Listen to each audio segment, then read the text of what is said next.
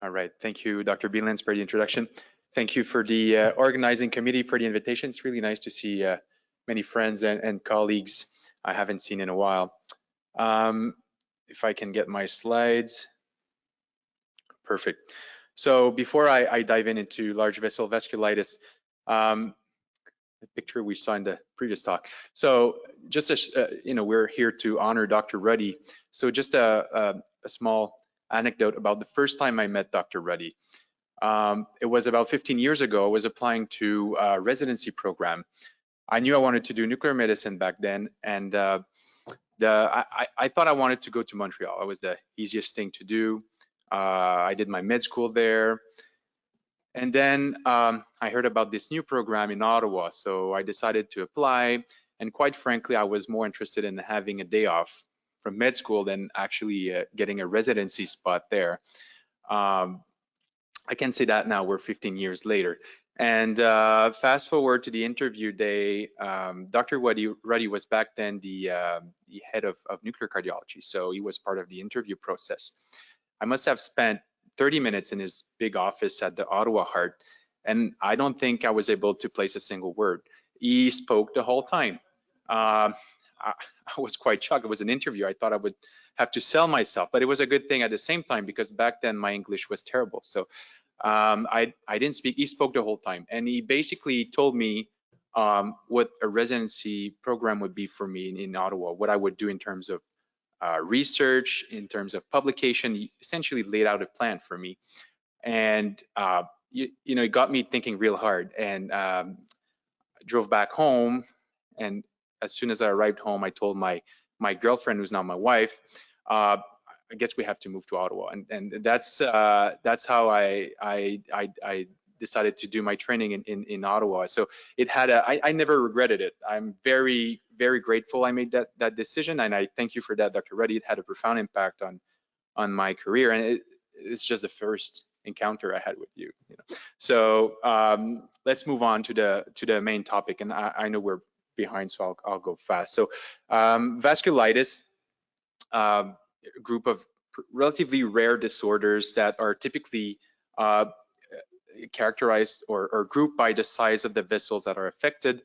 In molecular imaging and PET, more specifically, we're more interested into large vessel vasculitis, which includes Takayasu arteritis and giant cell arteritis, or GCA. The role of FDG PET is really established in these diseases. It's not to say that there's no role or interest in doing PET in other indication. We can see in several other diseases, polyarteritis nodosa, ANCA, Behçet, we can see vascular inflammation, and we can see extravascular manifestations as well. But really, the role of PET is established in Takayasu and giant cell arteritis. Takayasu is relatively rare. We're talking about 1 case per million per year. And the image I make of a typical Takayasu patient is a younger female, usually Asian. And what's interesting is that you can have coronary involvement in 15 to 25% of cases. So it's not rare. And if you look for it, you'll find it. The disease is has 2 phases which can overlap. So we have the systemic phase. Typically, you have the patient presenting systemic symptoms. They may have fever, they may feel tired, they have elevated CRP, we don't know what's going on. The signs and symptoms are not specific, and often we miss the disease because it's so rare. And we only find it in the occlusive phase, where you have the more specific, somewhat more specific signs and symptoms, such as weak pulses, claudication, and blood pressure discordance. And unfortunately, when you reach the occlusive phase, it's a bit too late because the damage has been done. You have all the morphological abnormalities in the vessel. These 2 phases overlap, but if you're purely in the occlusive phase, you're not going to have any FDG uptake on your PET scan. So if you look at the studies on diagnostic accuracy, they will say, well, PET was falsely negative, but in fact, we accurately said that there's no active inflammation. The other one, GCA, is a bit more prevalent. It typically affects older people. And what's interesting about GCA is that it's actually a broader clinical syndrome, which comprises 3 main phenotypes. What one end of the spectrum, you have the cranial artery inflammation or involvement, or temporal arteritis, or Orton's disease, which is what we all learned in med school, the headaches, the changes in vision, the jaw claudication. At the other end of the spectrum, you have the PMR, polymyalgia rheumatica, which typically presents with peripheral musculoskeletal symptoms, tenosynovitis, arthritis, and other symptoms like that. What's important to remember is that there's a lot of overlap, and if you have, cranial arteritis, you may also have aortitis, so you need to test for it. And if you have PMR, you may have cranial involvement, you may have large vessel involvement, so you also need to look for it. This is an example of a FDG PET scan of a patient with large vessel vasculated GCA, large vessel vasculitis. We do whole body imaging, and in this case, we see relatively intense uptake in the subclavian artery, carotid artery, and if you look closely, the aorta as well. The uptake is greater than liver, and that's what we want to see to call it a positive study. If the uptake is below liver, it's considered negative for large vessel vasculitis. If it's equal to liver, it's more challenging. If you have an older generation PET scan, most of the time it's actually going to be large vessel vasculitis, because we're less sensitive to detect inflammation in the vascular wall. But if you have newer digital PET scanner, you have to be very careful, because just atherosclerosis can have a grade 2 uptake. So you don't want to overcall these studies. This is a slide that I don't know if we see it. Yeah, we see it there. Gad Abixer gave me this case comparing digital and analog scans. Obviously, he picked a great case, but we can clearly see the difference in uptake in the aorta. And also with digital PET scanner, we can really see well the cranial arteries, vertebral arteries, temporal arteries. So it's really interesting. So we can fully, let's say, stage the disease by looking for cranial vascular inflammation as well. An interesting case of a 58-year-old female who presented with acute MI, and that was her initial presentation. And she went to the cath lab, and they found this weird right coronary artery, ectatic, lots of aneurysm. So they suspected she had, in fact, vasculitis. So she underwent a PET scan, and what we found on the PET scan was there's an area of very focal uptake near the transverse aorta where the branch originates, and fat infiltration around it.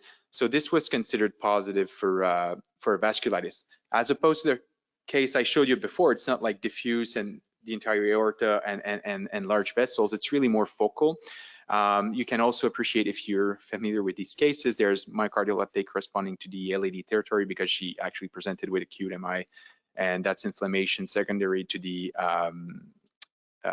MI she just had. And if you look closely at the case and you look at the abdomen as well, focus on the aorta. I wish I had a pointer. You see that there's an abdominal aorta aneurysm, just illustrating that she's in both phases of the disease. She's got active inflammation in the thoracic aorta, and she's got occlusive or chronic phase disease in the abdomen. Unfortunately, this images was taken only 15 minutes post-injection, so we see a lot of blood pool activity. When we're doing imaging for vasculitis, we should really be doing later imaging. Ideally, after 60 minutes, most centers are doing, well, a lot of centers are doing 90 minutes post-injection, with the option of doing further delay if there's a lot of blood pool activity. And also, to minimize blood pool activity, you want to make sure that your glucose levels are low enough. As I mentioned, you want to do whole body imaging, including the head, because if you're not looking for it, you're not going to find it. But a lot of these patients with GCA, even if it's aortitis, they may have also temporal or vertebral inflammation. Just an example to show that. Another great case of a large vessel GCA. Looking at the vertebral arteries, we see that there's uptake as well. So we better assess the extent of the disease in this case. We do whole body imaging. As I mentioned, it's different phenotypes with a lot of overlap. You may find musculoskeletal findings. In this case, we found ischial bursitis, which falls more into the PMR spectrum. This is a nice picture, and right, the reference is showing at the bottom. You can see that at one end of the spectrum, you have a lot of musculoskeletal findings, pubic enthesitis, different bursitis, interspinous bursitis, which is more specific for PMR. At the other end of the spectrum, you have purely large vessel inflammation. Most of the patients will fall somewhere in between. You may also want to consider doing myocardial suppression protocol in these patients. I mentioned that in Takayasu, you have 15 to 25% of patients who may present with coronary involvement. If you don't suppress the physiological myocardial uptake, you will not be able to see it. Most of the times, these cases are not performed on an emergency basis, so you have time to suppress them. If not, it's fine, but if you can do it, I think it's worth for the effort. Here's a case of another Takayasu patient who had intense uptake in the abdominal aorta, bottom left, you can see that, but also uptake, and it's not projecting very well, but the uptake you see top left is actually in the circumflex territory, a patient who had both aortic and coronary involvement of large vessel vasculitis. That's an interesting case, and I'm showing it because it's in a paper I've co-authored with Dr. Ruddy, 26-year-old female known for Takayasu involving both the coronary arteries and the aorta. She initially presented, and that's her initial CAT, with stable angina. She was stented back then with in the left main and LAD, and then she presented with recurrent chest pain. We did a FDG PET scan, which showed reactivation, if you will, of the inflammation in the ascending aorta and as well in the left main, where she had a stent put in, and she underwent angiography, and they found a new lesion in the proximal circumflex, which we were not seeing, but and I'm quoting the report here. They found fibrous-looking tissue involving the left main, which corresponded to the area of inflammation we saw on FDG PET scan. If you're not doing myocardial suppression protocol, you may miss these cases.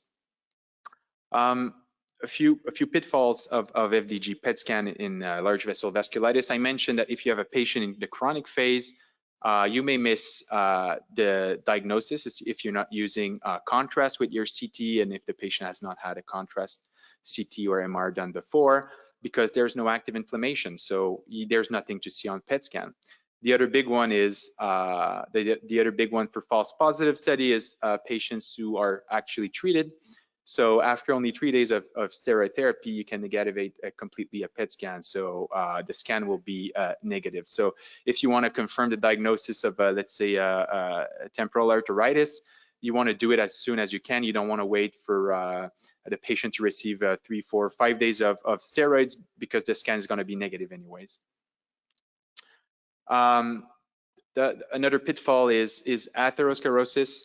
I mentioned that earlier. So you can see inflammation in the large vessels, secondary to atherosclerosis. This is true if you're doing a lot of oncology and you see this. It can be diffuse or a bit heterogeneous uptake in the aorta. You don't know it's standing out. You don't know what's it related to. Most of the time, it would be just atherosclerosis. Atherosclerosis on PET scan will have typically grade 1 uptake. With a newer scanner, it can be a grade 2 uptake.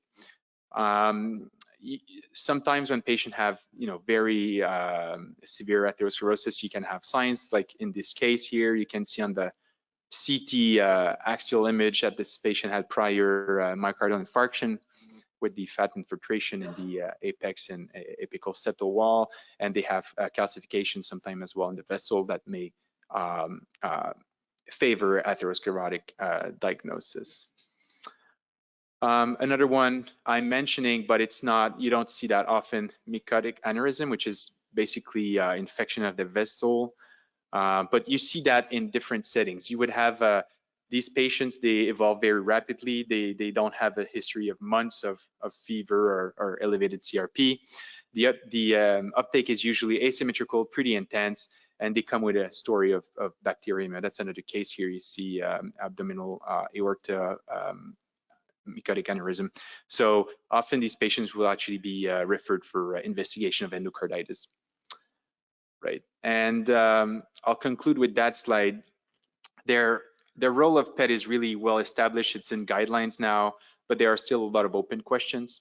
Can we use PET to avoid temporal biopsies altogether? And like we do now with amyloidosis, have a non-invasive approach for diagnosis, imaging-based approach.